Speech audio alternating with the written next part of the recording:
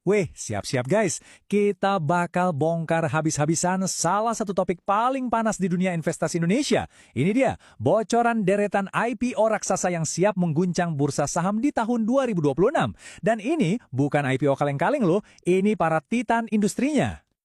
Jadi ada apa sih sebenarnya? Gini, lagi ada pergeseran gede di pasar modal kita. Dan kita punya bocoran eksklusif soal raksasa-raksasa mana aja yang lagi ancang-ancang buat melantai. Pertanyaannya, apakah ini peluang emas yang udah kalian tunggu-tunggu? Yuk kita bedah bareng-bareng. Aturan mainnya udah beda banget sekarang. Kalau dulu, mungkin bursa kita fokusnya cuma ngejar kuantitas ya, pokoknya sebanyak mungkin perusahaan IPO. Nah sekarang, lupakan itu. Fokusnya udah geser ke kualitas. Investor sekarang nyarinya perusahaan jumbo yang fundamentalnya sekuat baja. Ini eranya seleksi alam, cuma yang terbaik yang bisa maju. Oke, sekarang kita masuk ke menu utamanya. Para titan yang siap masuk arena.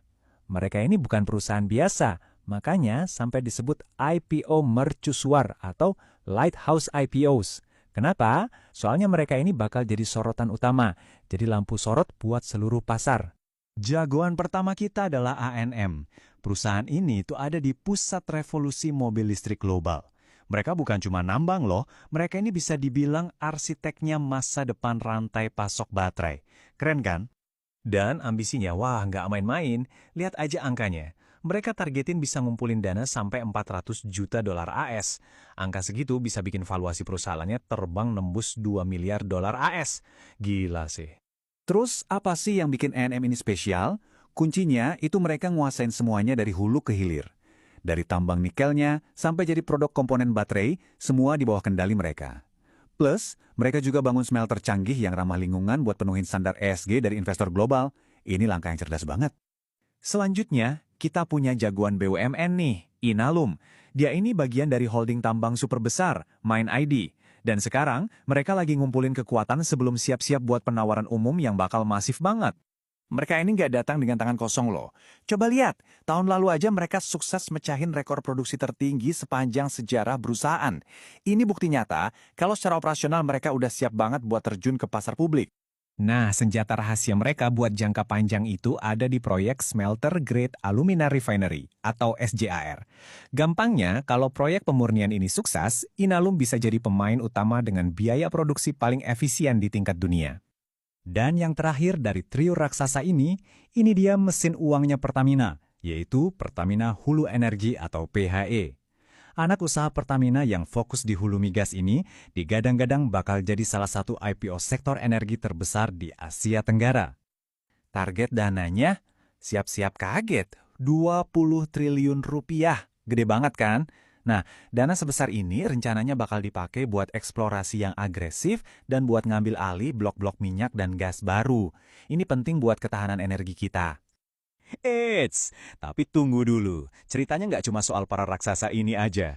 Kita juga harus lirik para kuda hitam, terutama dari sektor teknologi yang selalu penuh kejutan. Kalian pasti sering dengar istilah bakar uang kan di dunia startup? Nah, era itu udah lewat. Sekarang kita masuk ke fase winter tech.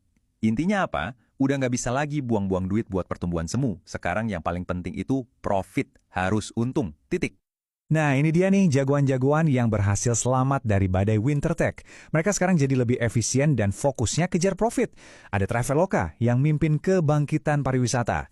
Aku Laku di fintech, e-fishery yang bikin revolusi di perikanan, sampai Dana di pembayaran digital. Masing-masing siap unjuk gigi di pasar saham.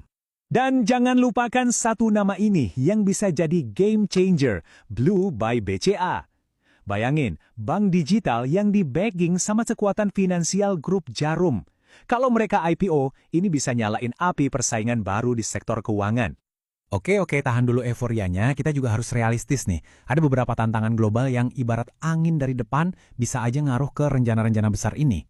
Jadi apa aja sih risikonya? Pertama, ada konflik geopolitik yang bikin harga minyak nggak stabil. Kedua, nilai tukar rupiah kita yang sempat goyang. Ketiga, inflasi yang naik. Dan terakhir, ketidakpastian kebijakan dagang dari Amerika. Ini semua faktor yang wajib diwaspadai.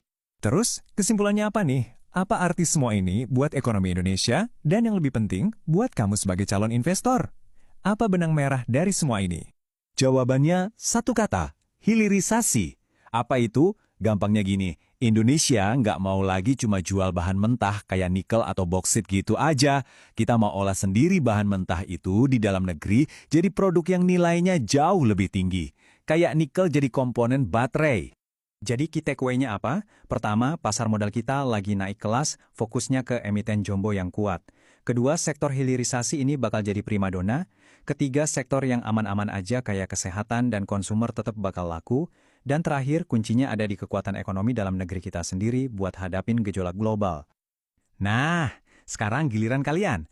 Dari semua nama tadi, dari yang raksasa sampai kuda hitam, mana nih jagoan kalian buat tahun 2026? Enem, Inalum, PHE, atau salah satu unicorn teknologi? Coba tulis pilihan dan alasan kalian di kolom komentar di bawah. Aku pengen banget dengar pendapat kalian, debat paling seru nanti aku pin.